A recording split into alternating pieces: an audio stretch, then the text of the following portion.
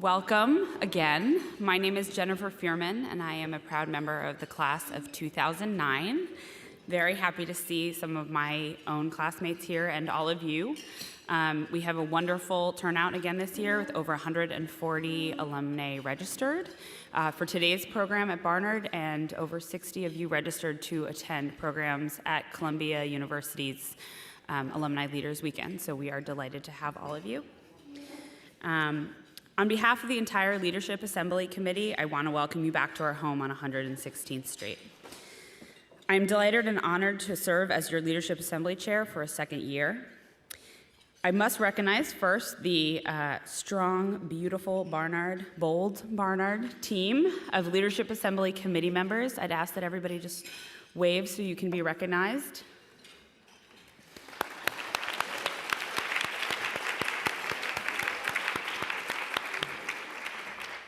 And I would also like to extend a tremendous thank you to Kat Trammell and her team and the development team, Brett Silver's team, that have made this possible.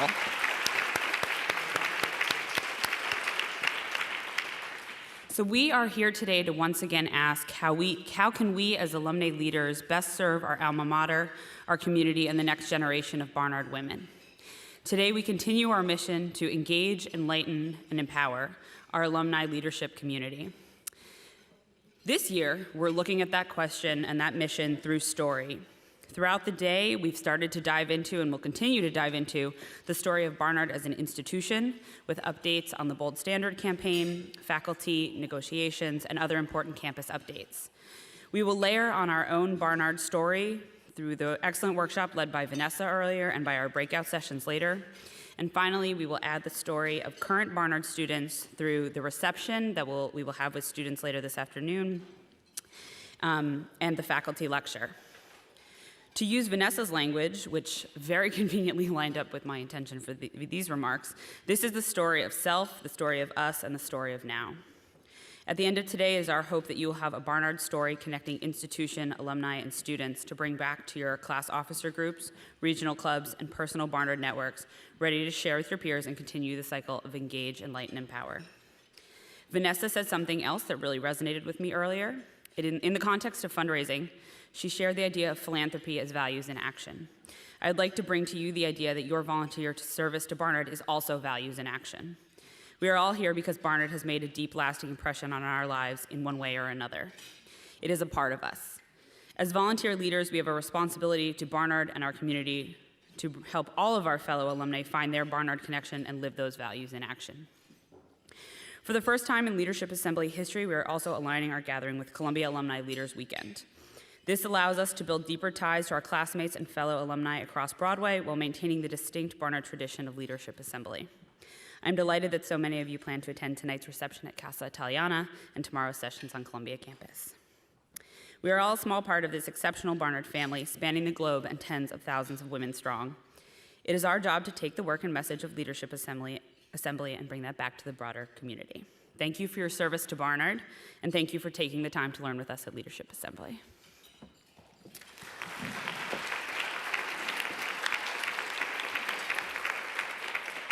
So without further ado, one of my favorite parts of Leadership Assembly, it is my distinct pleasure to introduce Deborah L. Spar, the 7th and current president of Barnard College. In her 9 years as president, Deborah has been a vocal proponent of women's education and leadership, both at the college and across the globe. It is always a pleasure for me personally to introduce President Spar, as I attended her inauguration my senior year. I still have my Sparkler t-shirt designed to commemorate the occasion. Prior to joining Barnard in July 2008, President Spar spent 17 years on the faculty of, as some call it, a small school in Boston, also known as Harvard Business School. President Spar's teaching spanned politics of international business, competitive capitalism, and economic development. President Spar is an acclaimed political scientist and has focused her research on international political economy and issues of particular importance to women. Very fitting. President Spar is a graduate of Georgetown University School of Foreign Service and received her doctorate in government from Harvard. She is a member of the Academy of Arts and Sciences and currently serves as a director of Goldman Sachs, a director of Value Retail, and a trustee of the Wallace Foundation. She is also the author of numerous books with more to come. Please join me in warmly welcoming President Deborah Spar.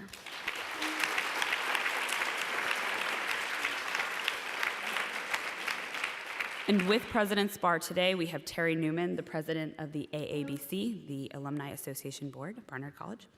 Terry is a certified executive coach and founder and CEO of Newman Management Consulting. She has extensive experience advising and coaching leaders and teams to achieve higher impact in their roles. Through solutions-focused coaching, assessments, team building, and facilitation, she helps leaders and teams achieve greater effectiveness. She leverages her business and leadership experience in her work as a coach, consultant, and facilitator. Terry has coached professionals from over 25 countries across 6 continents on 360 feedback, individual effectiveness, leadership and team development, career management, change management, and effective communication. In addition, she has coached Columbia Business School and Executive MBA students as part of a social intelligence class and worked as a coach and facilitator for several women's leadership programs. I had the pleasure of being a beneficiary of that coaching she did at the EMBA program at Columbia. It was wonderful. Terry designs and leads customized interactive workshops and retreats to facilitate team effectiveness and leadership development. Her clients include senior executives from ADP, Citigroup, Con Edison, GE, HBO, HSBC, International Finance Corporation, the World Bank, ING, Prudential Investment Management, and PwC. Terry is president of the Alumni Association of Barnard College and a trustee of the college. In addition, she serves on the Leadership Council for Barnard's Athena Center for Leadership Studies. Terry graduated cum laude from Barnard College with a BA in Cultural Anthropology and earned her certification in Executive and Organization Coaching from Columbia University. Welcome, Terry.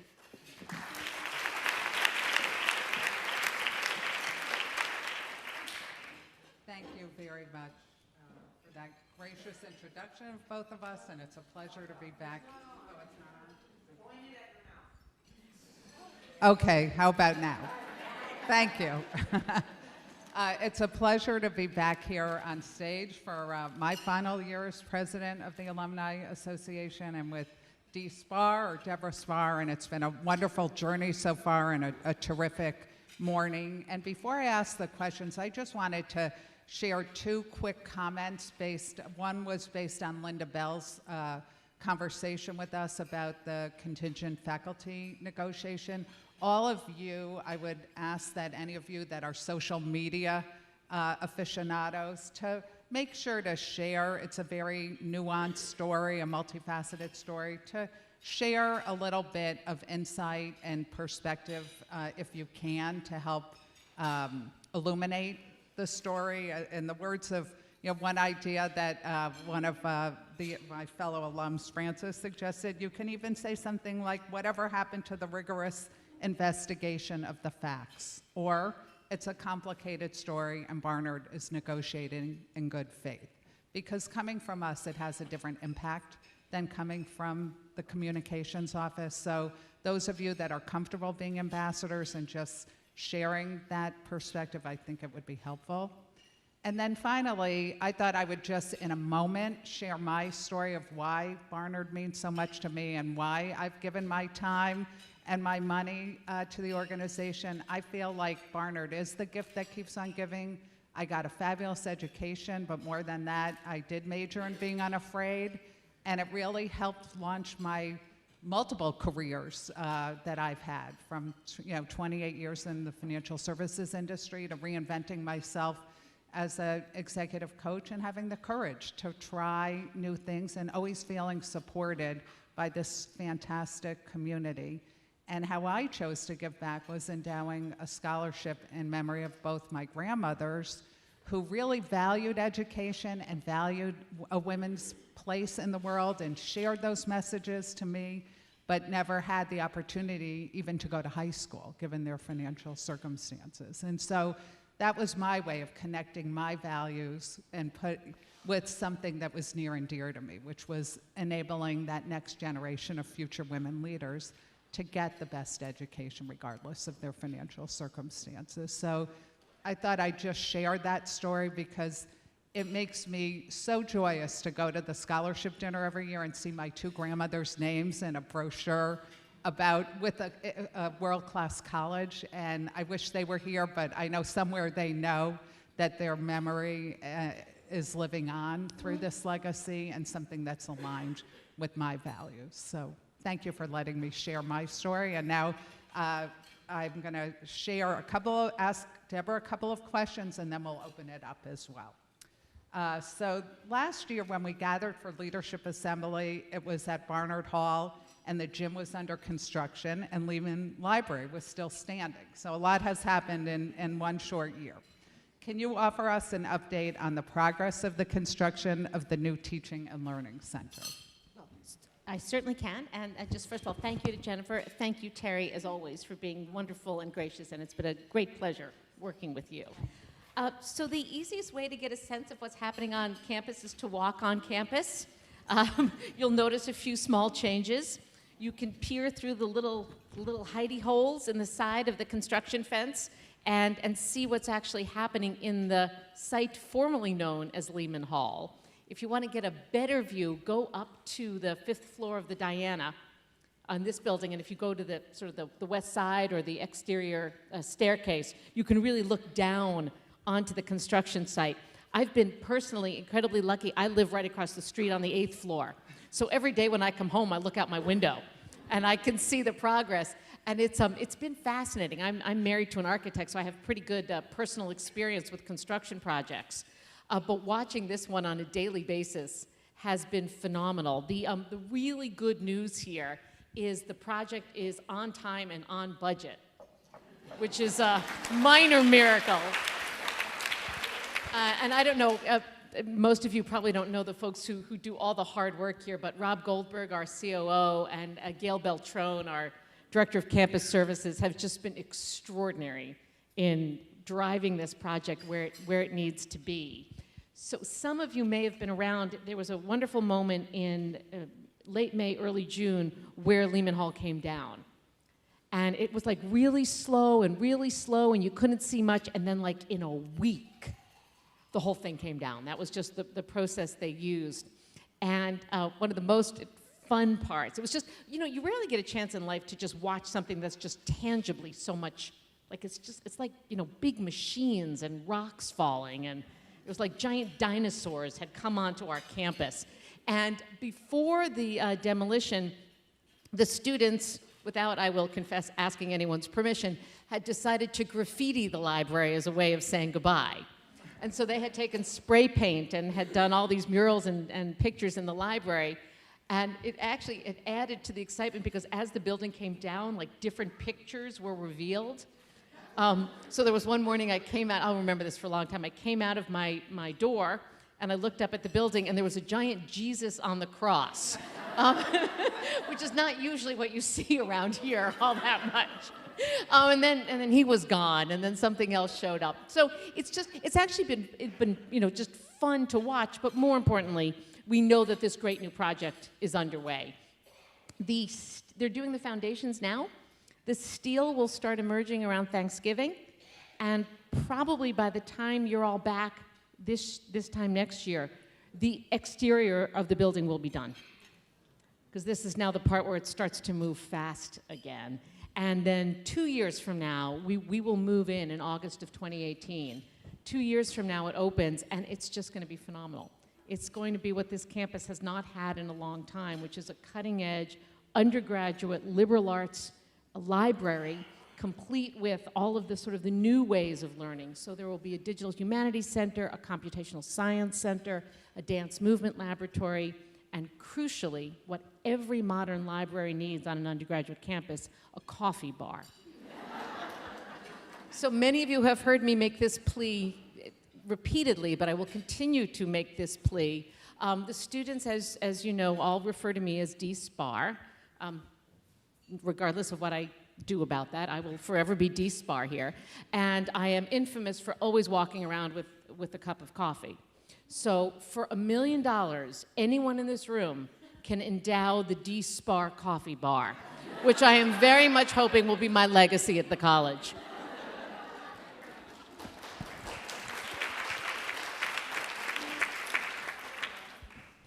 Great.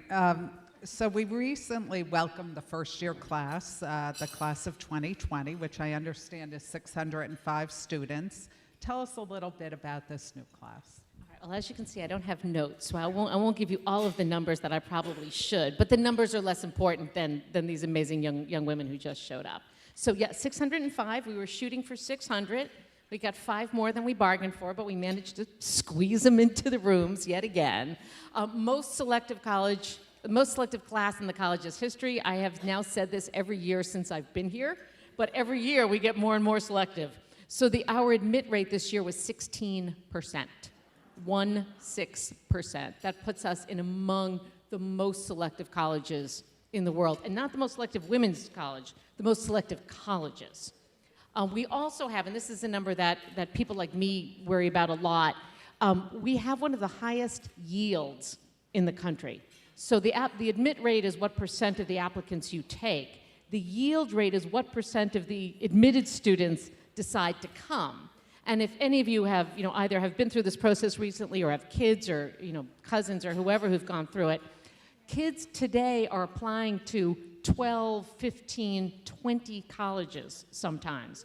So if a kid has applied to 20 colleges and they get into 7, the chance that they're going to come to any particular college is actually quite small. Our yield is over 50%, which is astonishing. It's higher than the only other colleges that tend to be in that range are places like West Point, which is not usually what we think of as a peer school. But in terms of yield, we are up there. And I watch that number like a hawk, because that's the number that really tells you, how badly kids want to be here. And quite frankly, it's why we've had a hard time managing the class size, because we keep saying we can't possibly get our yield any higher, and it keeps going up. So at some point this will plateau out. But the numbers are great. And crucially, again, and those of you who've been here before, many of you, hear me say this every year, we really are focusing as much as we can on diversity, and diversity across all vectors. So what states our students are coming from, what countries they're coming from, what socioeconomic bands they're coming from, what religious backgrounds, and so our class is, again, increasingly diverse. So we are majority minority right now, which I think are the white students, I think is 48 or 49% of the class. Non-white is whatever the flip, 50, 51%. That includes Asian, African American, Latina, and Native American, where we are light. But every other category, we're quite high, we're quite robust, and most importantly, the kids are just phenomenal. I can still call them kids when they're 17 and a half when they arrive. They're just an extraordinary group of young women. And getting to work with them remains the single greatest pleasure of my job. They come in, they're ready to hit the ground running, they're excited, they're happy, they're optimistic, and they are going to make this place better and better and better. And I will tell you just one anecdote from the first year class that somehow captures the moment we're living through right now. So I went to one of the receptions for incoming students during orientation, and I was sitting next to an absolutely lovely, smart young woman. So I'm asking college president questions. So I said, so, what about extracurriculars? What do you want to do here? And she said, oh, I'm so excited. I'm going to play ultimate frisbee and be an activist. She had no idea what she wanted to be an activist around, but she was here to be an activist. And that just kind of captures the spirit of the class of 2020.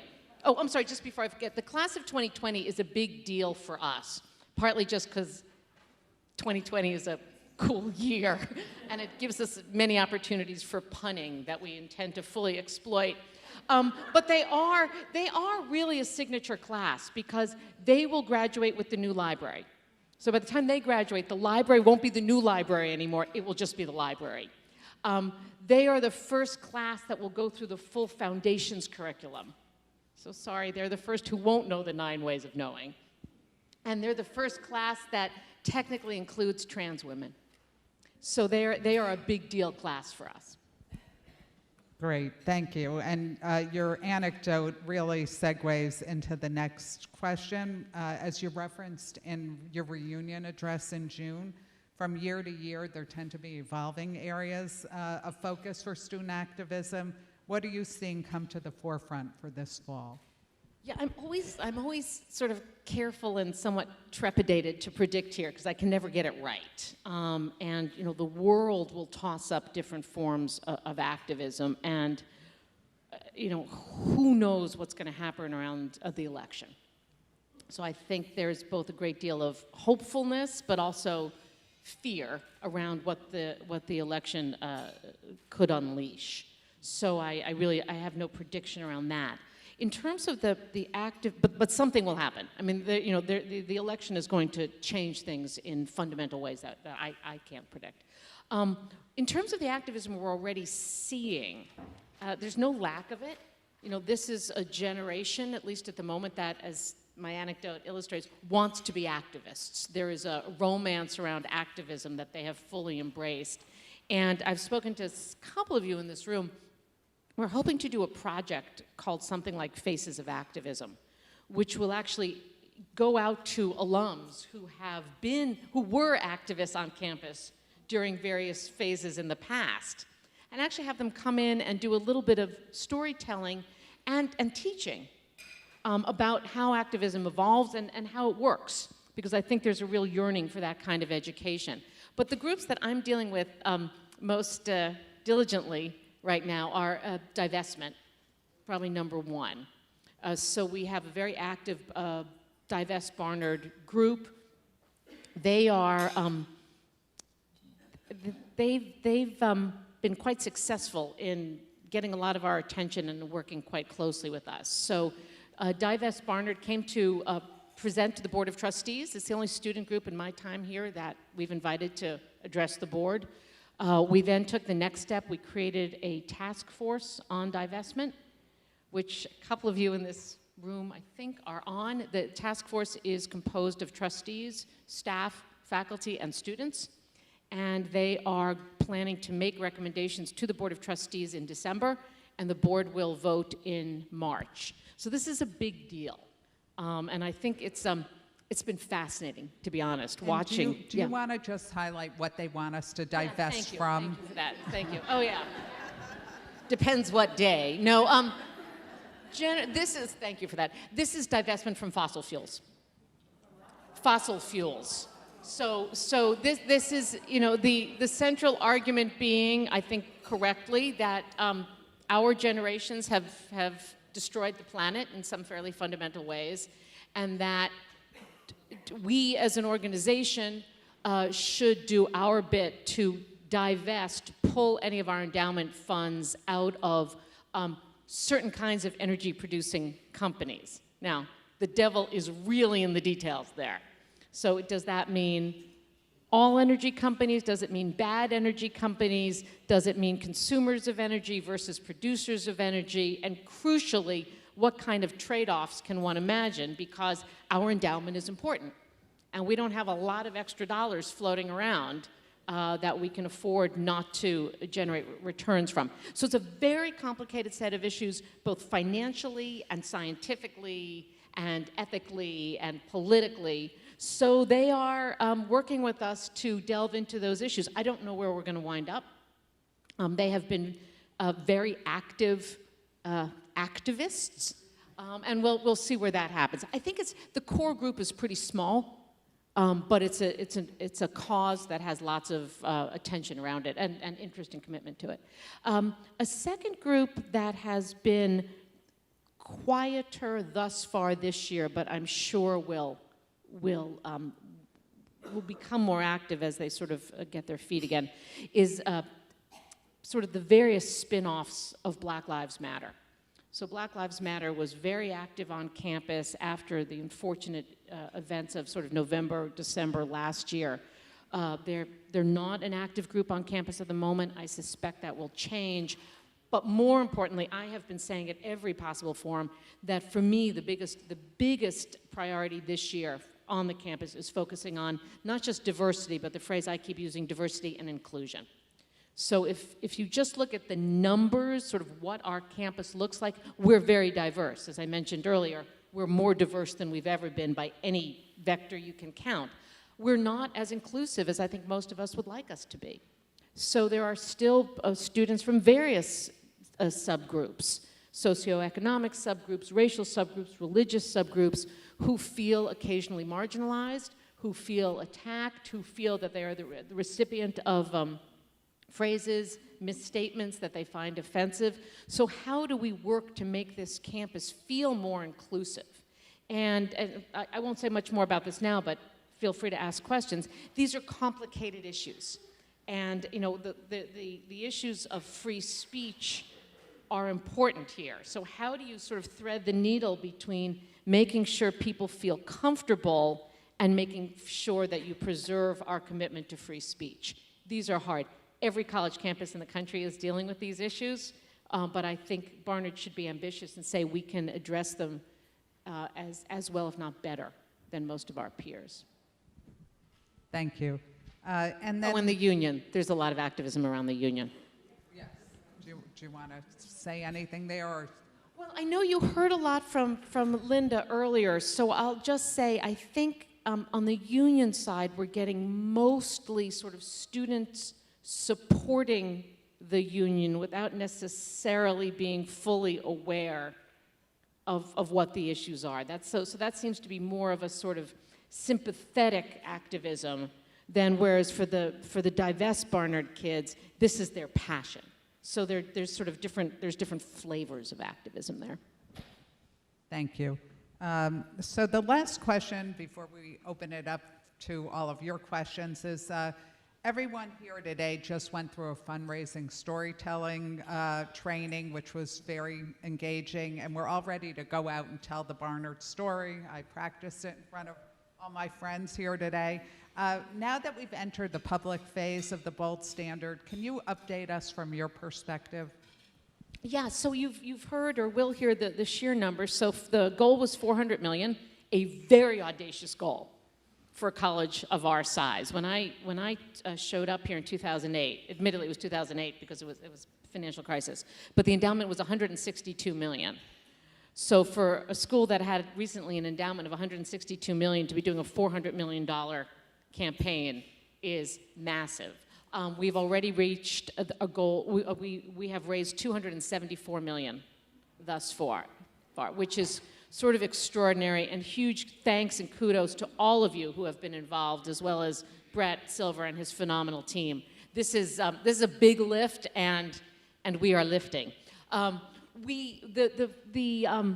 Sort of chronologically, we had to focus first on the building because we had to make sure we had all the funds for the building before the construction project began. We are now fully funded for the building. We exceeded our expectations, which is extraordinary. We will keep raising money for the building. Remember, $1 million for the D-Spar Coffee Bar. Because the more we can put into the building, the more we can pay down some of the debt that we had to raise for it. We set out the goal of raising 10 faculty chairs. Faculty chairs are endowed funds that support the salary of an individual professor. So in my previous life, I was the Spangler Family Professor of Political Economy, meant my salary was covered every year from an endowment that the Spangler family had donated. Barnard, when we started this, had 12 endowed chairs, which is really low. We set ourselves a goal of 10, and we have raised, as of most recent time, 22 faculty chairs, which is both extraordinary, but when you think about it, not surprising. Our students' lives are shaped by the faculty here. So when we ask people about philanthropy towards Barnard, it's quite common that people say, I had the most amazing sociology professor. I want to create a fund to honor her work. We've gotten great support for the faculty chairs from parents who really want to support the work that they see their students benefiting from. So the last piece, which is not the last piece, is just really the one we're focusing on right now, is financial aid, which, again, in some sort of objective sense, should be the easiest, because Barnard has a long commitment and history of supporting students who can't necessarily pay full freight here. I think Barnard has a commitment to socioeconomic diversity. It has a commitment to making sure that the next generation of young women have every opportunity available to them regardless of financial need. So we are setting ourselves a goal of raising $100 million in funds for financial aid. And these are the stories we will be telling loudest and most consistently over the next year and a half. And they're easy stories. Brett and I sometimes joke, all we have to do is have a student show up, right? Because you kind of pick any Barnard student, she's amazing, she's ambitious, and her life was changed by being here. So every single time we can showcase one of these young women who benefited from being here and benefited from financial aid, the story gets told. But we have to keep telling it, we have to put it out there, and I'll just share my own shorter story. Like you, I have not fully endowed a scholarship yet, but my husband and I are in the process of setting up an endowed scholarship, and we have devoted ours to first-generation students. My mother was lucky enough to go to college. My husband, whose parents were immigrants, his mother didn't finish high school and was one of the smartest women I've ever known. And so we want to make sure that we can do what we can to support a particular first-generation student. And I will just say, in the course of discussing with our kids how we should structure this scholarship, we suddenly realized, so I have a nuclear family of 5, my husband and our 3 kids, that of the 5 of us, 2 of us are first-generation students, which my husband was the first in his family to go to college, and our daughter, who we adopted when she was 6, is technically the first to go to college in her biological family, so it's something that we feel personally very involved with. Well, thank you so much for sharing that story and updating us on the college. And I think at this point, we're going to open it up to questions from all of you. We have student runners with mics, so if you just raise your hand, and the students will come over. Do you want to start right here? Thank you. Are you sure? Okay. Hello, my name is Sarah Bachu, and I'm a proud member of the class of 2016. Might be the youngest person in the room. And a bit of context before I ask my question. For those of you who are not familiar with the class of 2016, we had a lot of activists, and sometimes that activism expressed itself as animosity towards the institution. I feel a little bit differently than a lot of my classmates. That's why I'm here. I love this institution, and it gave me so many things that I didn't even know I wanted at the age of 17 coming here, 18 coming here. And I want to know, especially for women who are coming from classes that might not necessarily feel as connected to the institution. I know Phyllis right here, who I was sitting next to, was talking about coming of age in the era of the protests at Columbia in the 60s. How is the institution, or how can we as alums engage beyond fundraising and making those asks for gifts that, especially right now, some of our peers might not be in a position to give, might not be really wanting to give. Maybe that will change in a few decades, but maybe it won't. How do we engage them through things like what you mentioned, the activist teachings and sharing those stories? I think the most important thing to do is to just keep people in the loop. Nobody expects folks 4 months out to make major donations.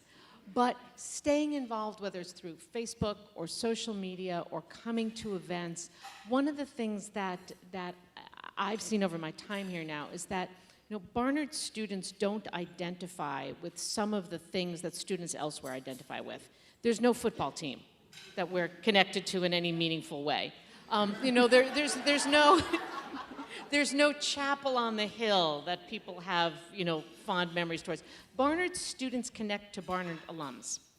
And so anything you can do, and in some ways it's almost more powerful when you're in your younger years, serving as a mentor to current students. I think students frequently, a mentor in their 50s is kind of scary because they can't imagine ever being that old. But a mentor who's 1 year out or 3 years out is hugely powerful. And so just getting involved with career services, we now, both career services and alumni relations report into Brett, which really we think will help to sort of keep these circles more overlapping. So, if you work I know we have some young alums who work at McKinsey, who are now coming and helping do the interviews for kids who are, who want to think about McKinsey.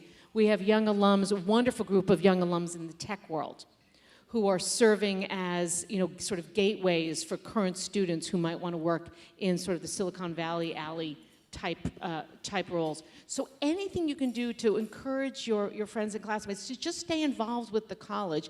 People's views also change over time. Last year was a very active, unhappy year across the country. And, and that's why I think the election is going to shade things in huge ways one way or the other. But I think time will hopefully heal a lot of those, not only just heal the issues, but time will not just make people forget the issues, but hopefully will help further the causes that people were activating against, many of which had nothing to do with what was happening on this campus or any other campus. So just keep them involved, keep them in the circle. And I will also add that even if they can't give a lot of money, if you can get your classmates to give anything on Giving Day, just to get into that habit of giving back. And also, there's a lot that the college and the Alumni Association offers to all alums that is free, including a ton of events on campus. So just organizing your class to come hear a free lecture or come to the film festival. Just coming back on campus, it renews that connection and it builds those ties. And the career development also is a resource that can be used as people navigate their careers. We have some great professional development events that are very inexpensive for younger classes. So there's a lot of services and opportunities to engage with classmates and build that connection. You can just add on to that for graduates who are not living in New York about area clubs. So the question there was just a comment made that also there's area clubs all around the country and world, and those are wonderful communities with wonderful opportunities to engage with fellow alums and an impressive group of women across a range of careers and interests. Why don't we go over to the table in the side there and then in the back afterwards? Thank you. It's a pleasure to be here. My name is Burl Hartman. I'm from the class of 1960, and I have a granddaughter who's a senior in high school this year, and Barnard is very high on her list. And so is another school. And she's trying to decide between the two other schools. And she said to me, well, when I did the Barnard tour, I felt that they would emphasize the leadership part of me. She's, that active and so on. But this other school emphasized creativity. And she didn't hear much about creativity here, which kind of shocked me because when I was here, it was like we had the world's greatest writers coming out of Barnard and, great drama and lots of creativity. So I just wondered, I heard a lot about leadership today. I don't think I heard the word creativity at all today. So where do you stand on that? Firmly in favor of them both. And I think, I don't want to trivialize this, but sometimes there's a huge variation just in sort of who's leading a tour and what kinds of questions get asked on the tour. You might want to tell your granddaughter to think about doing both tours again, because the place is, it's not going to change fundamentally. But if a tour guide, here happens to be an Athena scholar, she'll probably talk more about leadership. Whereas if she is an English major who's not an Athena scholar or somebody who's working at the moment in the architecture studio, you'll just get different personal experiences. But I think one of the things that is going to turn out to be a very powerful visual image of creativity is the new building. So, and this was a big part of the design of the building. When you come back 2 years from now and you walk across campus, you will literally look through walls of glass into maker space and multimedia. Well, the multimedia spaces may be darkened because you can't get too much glass in there, but there's going to be lots of visual reinforcement of our students making things and creating things. You see that in the architecture studio already. So I think we actually do a lot to heighten and underscore the role of creativity here. So I'm just guessing your daughter probably got granddaughter just probably got one glimpse rather than the other. English remains, if it's not our largest major, it's nearly our largest major. And we turn out, and I know we have some of them in the room, incredible writers, incredible architects, incredible dancers. So it's a huge part of what we do here. In the back, yeah. Hi. So, speaking of the building, This beautiful Diana Center replaced the McIntosh Center, which wasn't yet built when I started, which either makes me feel very old or it was really a young building to come down. So can you remind me, when did Lehman go up? And is there a thought that these wonderful new buildings would last longer than the 35 or so years? So Lehman went up in 1957. So it's a building that, buildings that were, now I'm speaking a little bit as the wife of an architect, mid-century, sort of mid to late century, 20th century architecture was not built to have the same kind of lifespan, oddly, that late 19th century architecture had. Particularly if you look at buildings from the 60s and 70s, which was sort of that brutalist period, it was not a great period for a lot of architecture. So one of the things we are, and Lehman Library was just a building that had outlived its useful life. The next building that is going to be up for renovation is Altschul. Yeah, and you'll be hearing more about that by next year.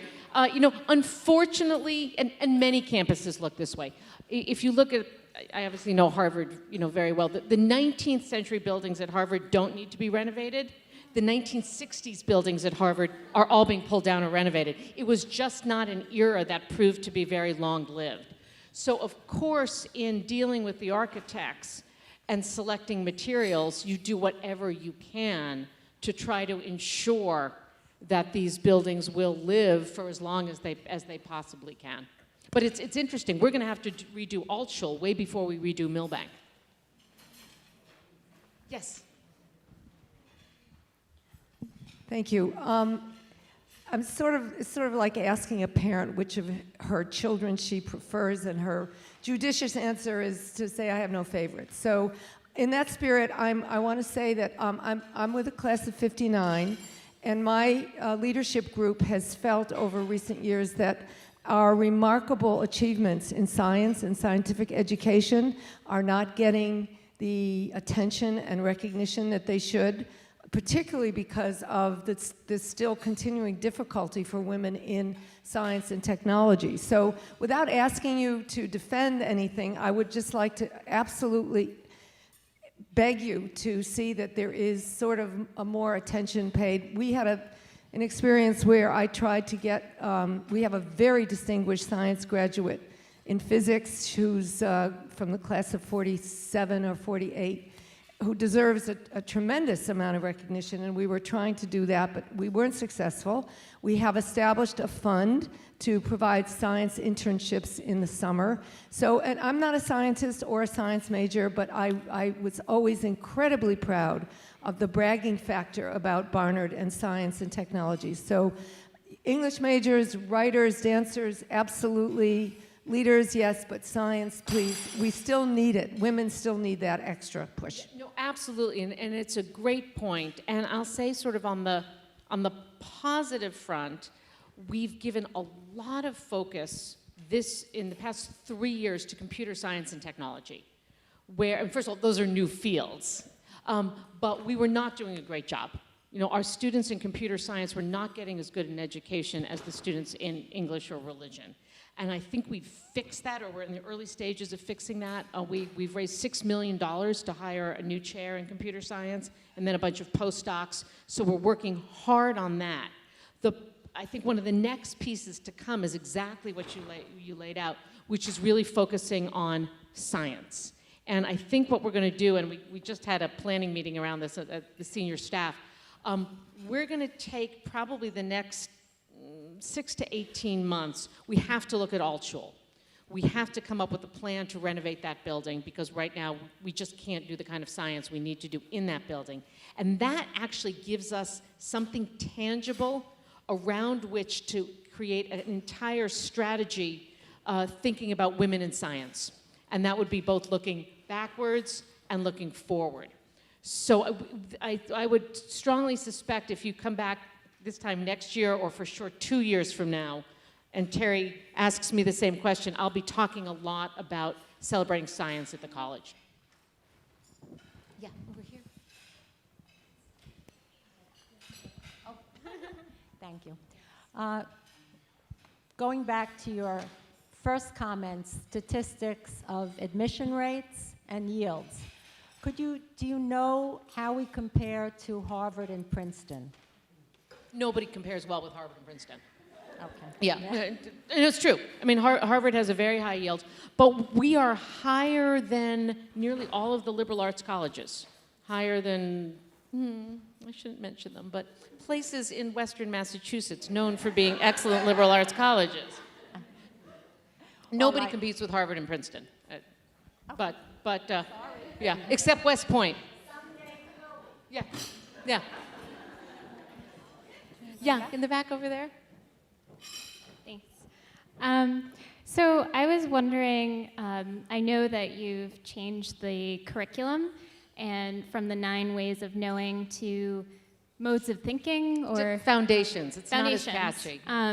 So I was just wondering, I've seen how some of the requirements for foundations is, a class related to thinking globally or thinking locally or thinking something to do with technology. Technologically, yeah. And I was just wondering, other than the label, how do you think it'll shift the way students experience their classes and the way they think about their classes? Like, what do you envision as the outcome?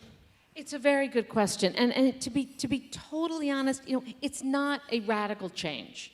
Curricula rarely change in a truly radical or revolutionary manner.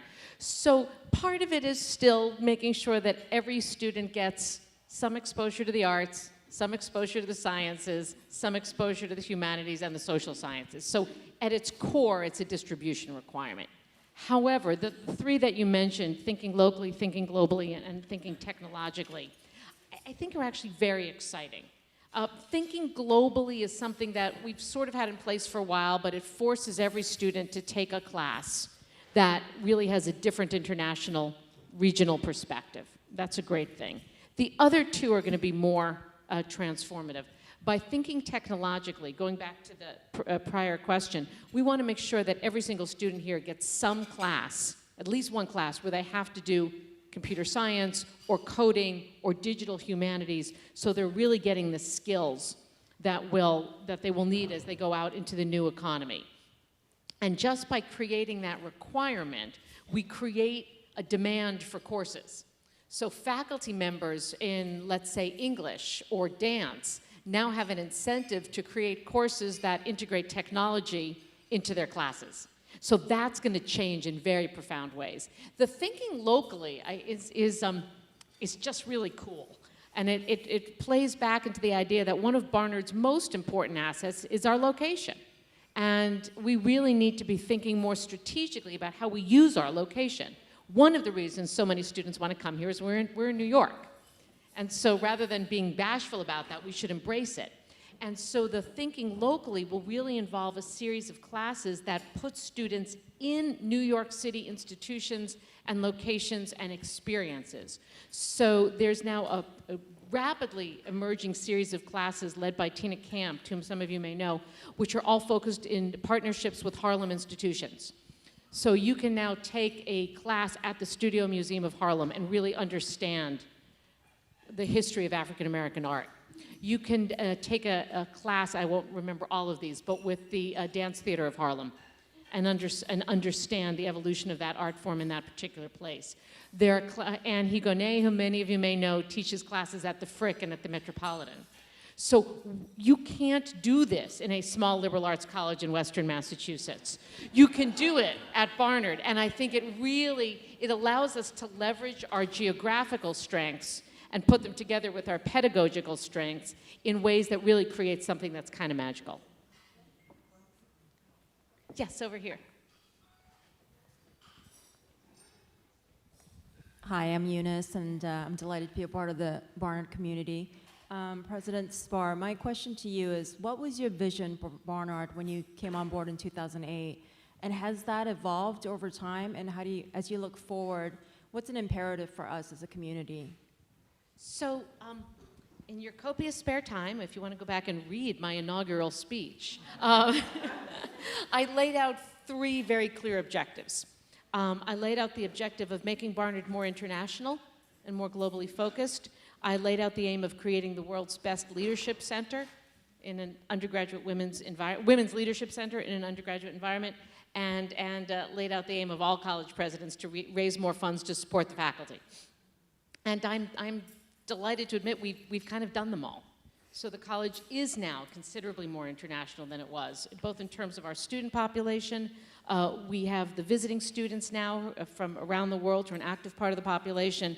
We have the global symposia that occurs in a different part of the world every year. So we are considerably more global. We're off to Sweden next week for an event at the ambassador's residence.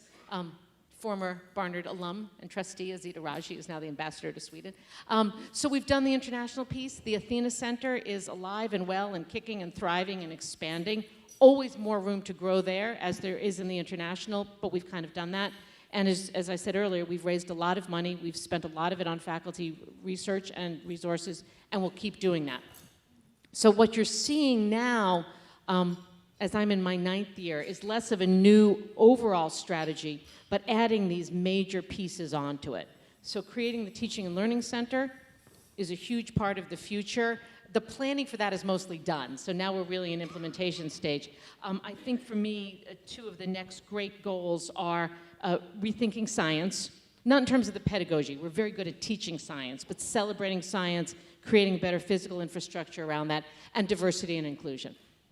I think we've done well on those fronts, but never good enough. And always getting to that $400 million goal. All right, we probably have time for just a couple more. Yeah, over on that side of the room.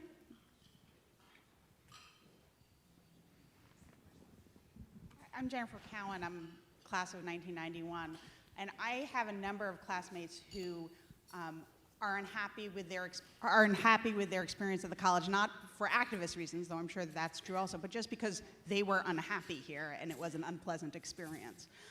And some of them, I'm sure there were pleasant aspects to it, and some of them are quite financially successful and could be in a position to give to the college. And so I was wondering if you had thoughts or if there were plans on ways to reach out to alumni who may not be as enthusiastic about the college as the people in this room.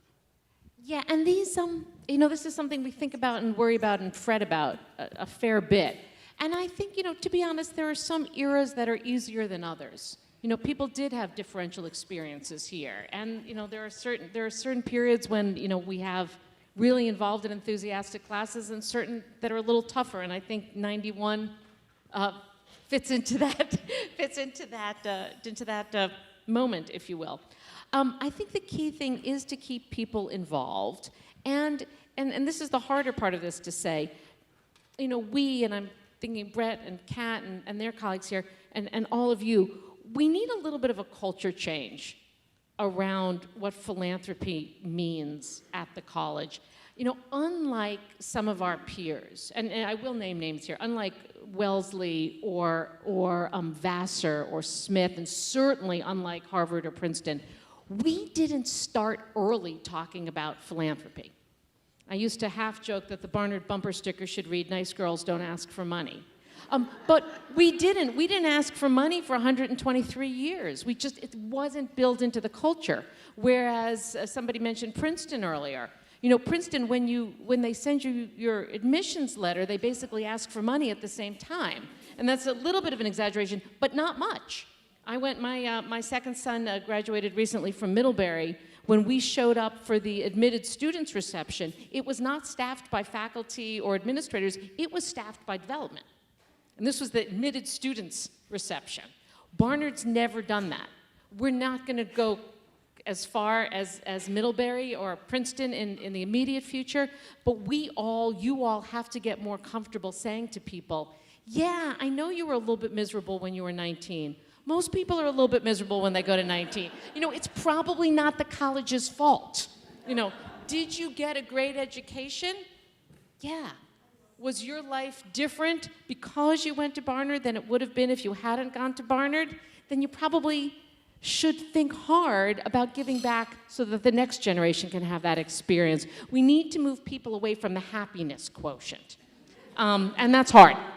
And I would just add, try to get them back to the school and say, why don't you give it another chance? Barnard has so much to offer you now as an adult. You're a part of this community for your whole life. And come back and see what the school can offer you now. And in many ways, it's even richer, and they may be more open to receiving and benefiting from all that the school can offer them as adults.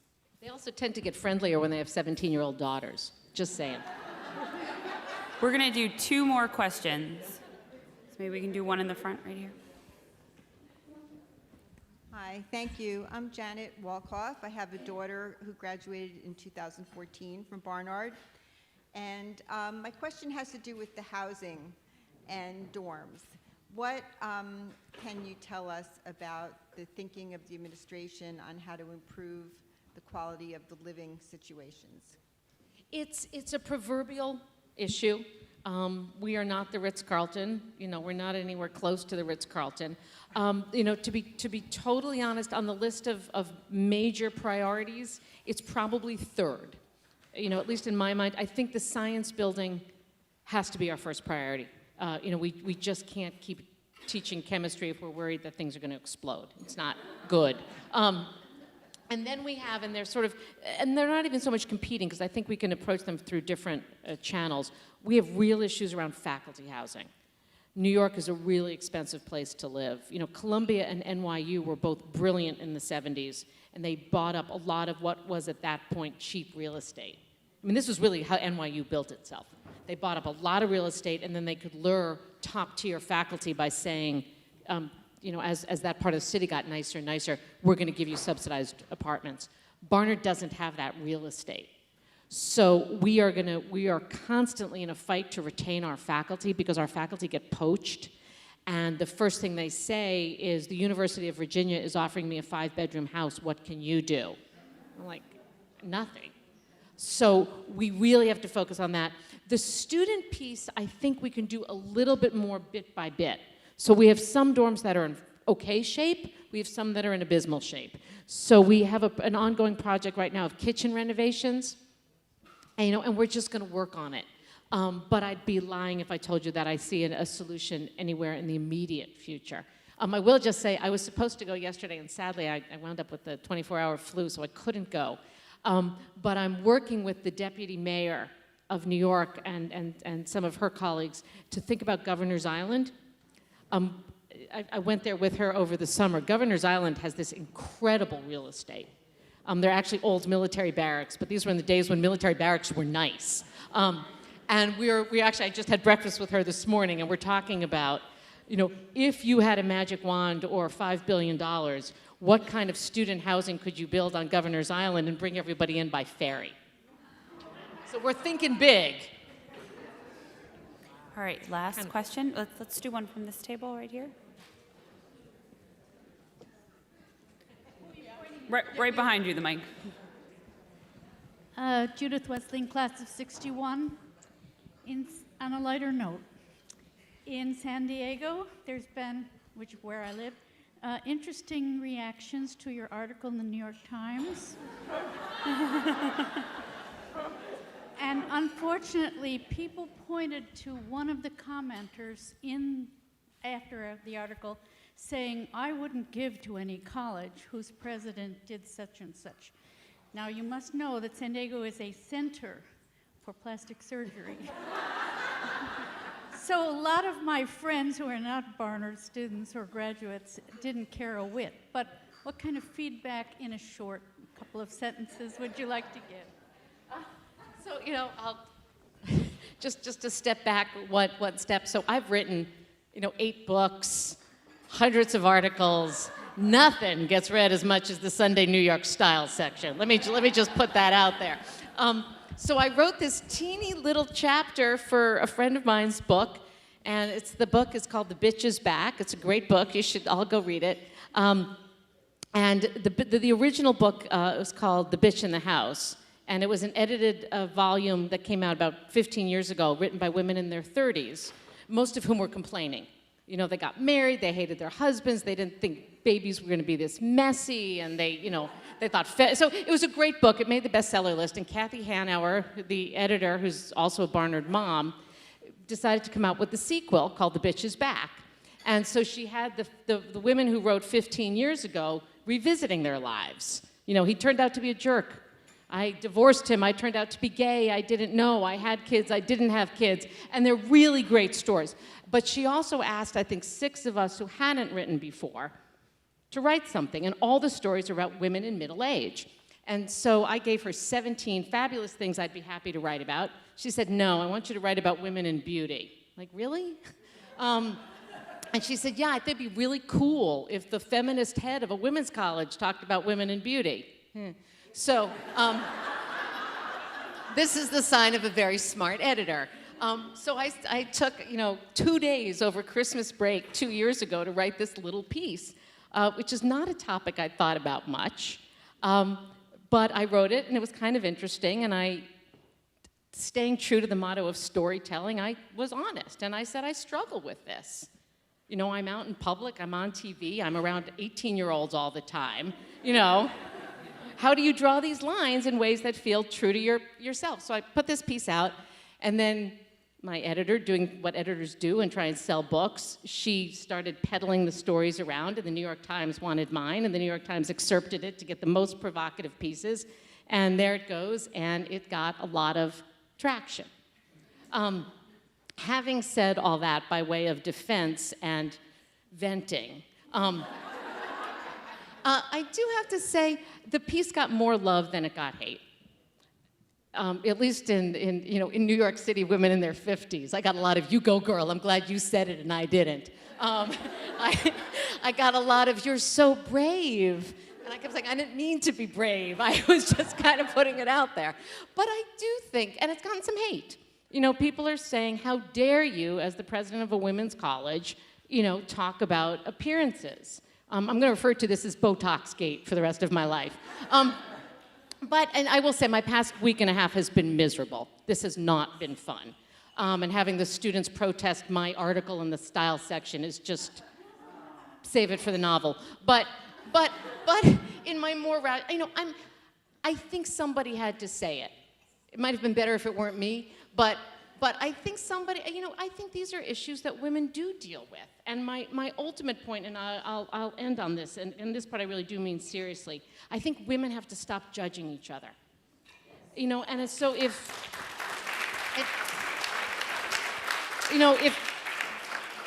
you want to dye your hair and I don't, we should each celebrate or at least not criticize each other's choices. And I think if I can at least get that point across, did it make people angry? Yes. They'll probably get over it. So thank you all very much for your time and your work.